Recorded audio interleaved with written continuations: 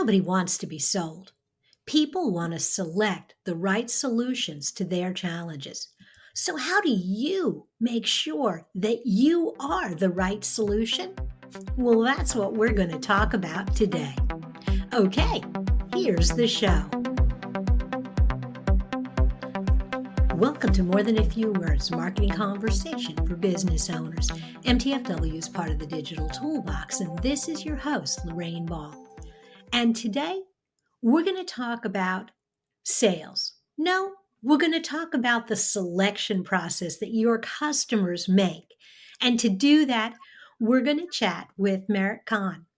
She is an emotional intelligence and sales expert. She's an entrepreneur and an author, a certified speaking professional, and the CEO of Select Sales Development. She's also a stand-up comedian, writer, producer, and performer of a one-woman inspiring comedy show. She's a single mom of a teen, and she is our guest today. Merit, welcome to the show. Thank you, Lorraine. It's great to be here. It is so nice to have you. And I really want to dive in to this idea of selection. And as we were talking before the show, you said that you had 4 words that would absolutely change my sales process and my business. So lay them on me. It's nice when we can just boil it down to 4 words, isn't it? Absolutely.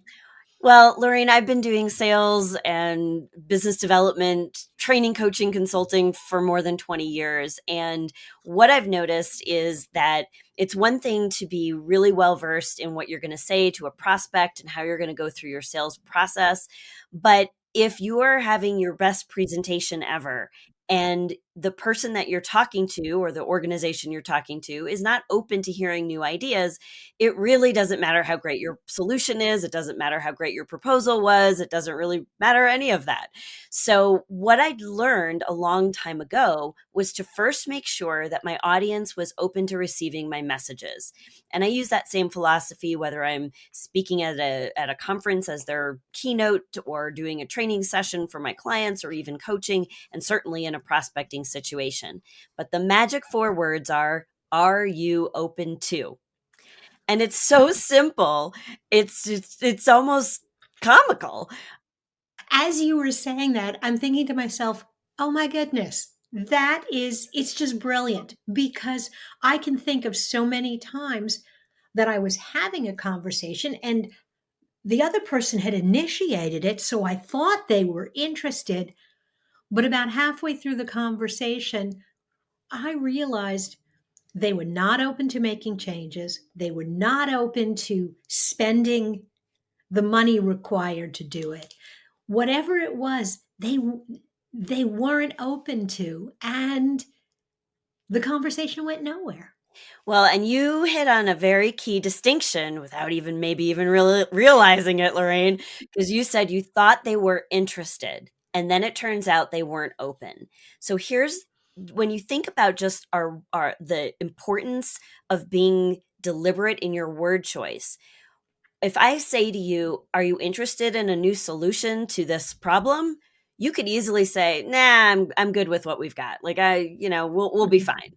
But if I say, are you open to another solution to this problem, this challenge that you're having? It's very difficult for you to say, no, I'm really not open-minded to anything else that could help me. So that one word distinction, I really found it to be sort of this magical word, because none of us want to admit that we're closed-minded. In fact, I saw a study that was interesting, and I'm apologizing in advance because I can't quote you the exact source, but the research showed that 95% of us think that we are more open-minded than the average person. Which I don't know about you, Lorraine. I'm not well versed in this new math, but I don't think even with new math, 95% of us could be better than the average. I have seen similar statistics in answers to a lot of different questions. X amount of people think they are smarter than average, and the total number is more than half. So you kind of wonder. Yeah. But I think that speaks to the fact that most people like to know where the average is and then think of themselves as just a little bit better. Yeah, of course. Well, as long as we are thinking that we're all more open minded than we might actually be, then let's use that to our advantage. Mhm. And that question, are you open to? I think you really want to think about that from two different perspectives. So, the first person you want to ask, are you open to, is yourself. Am I open to a new possibility? Am I open to the idea that things could get better, that I could find another way to solve this challenge, that I could actually stick to that diet? Am I open to a new result? And then, of course, you want to ask anybody else around you, are you open to a new possibility or us working together in some way, shape, or form? So it's really a beautiful question, not just to make sure that other people are open to your solutions, but also to remind ourselves that, we haven't decided it can't get any better. Are we open to a new possibility for ourselves? I love the fact that that same expression can be used as when you look inward and when you look outward, because I actually think that anytime you go into a conversation, whether it's a sales conversation or if you're doing fundraising for a nonprofit, you have to feel comfortable with the product and who you are and kind of where you are in the process before you can ask somebody else to pony up. Exactly. Yes.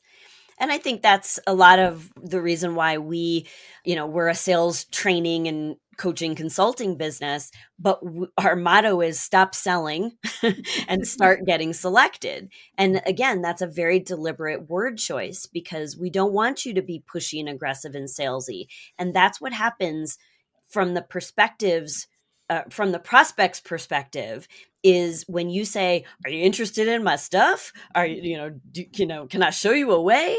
They feel sold.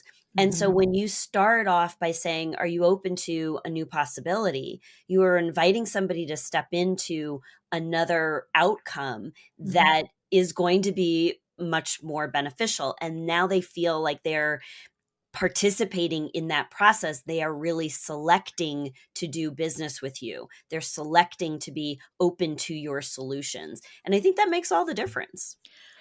It also isn't as committed in a good way. Are you open to a new possibility? Yes, I'm open to it.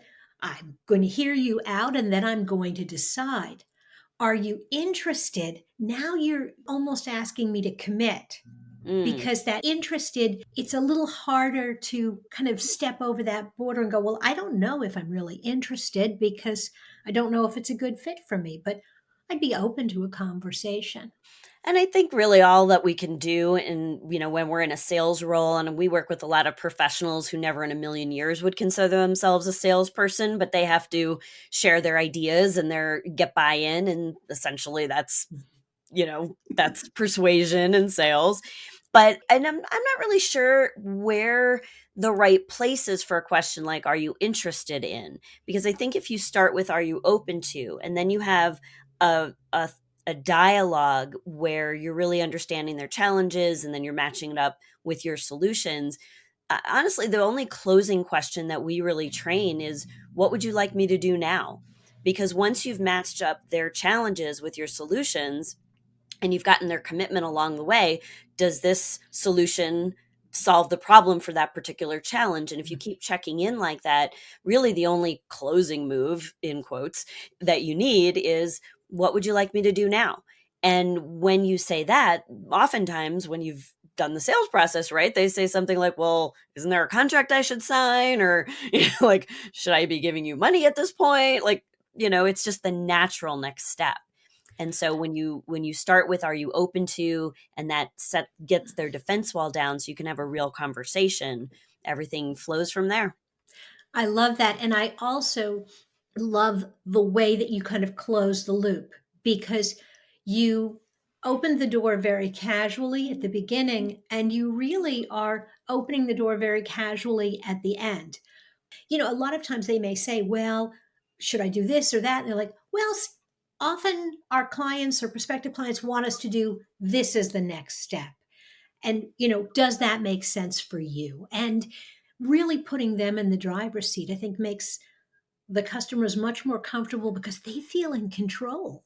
Exactly. Yeah. And you can even use "Are you open to" at the end. Mhm. This is the thing that based on what you're saying, this is what most of our clients do as a next step. Are you open to taking that next step? Right. So you can always use that "Are you open to?" When in doubt, throw that one in. I'm gonna have that turned into a bumper sticker and put on the bottom I'm of already my working on car. it, Lorraine. The merchandise is coming. Awesome. Well, I want whatever the merch is because I really love that phrase. Merit, this has been fabulous. Thank you so much for being a guest today. My pleasure. Happy to be here. We're going to have links to your website so people can learn a lot more about how to get customers to select them instead of selling. I think it's going to be very valuable. If you've enjoyed today's conversation and you'd like to find other resources for your business, be sure to check out digitaltoolbox.club. Look for MTFW wherever you listen to podcasts. This has been another episode of More Than a Few Words. Thanks for listening.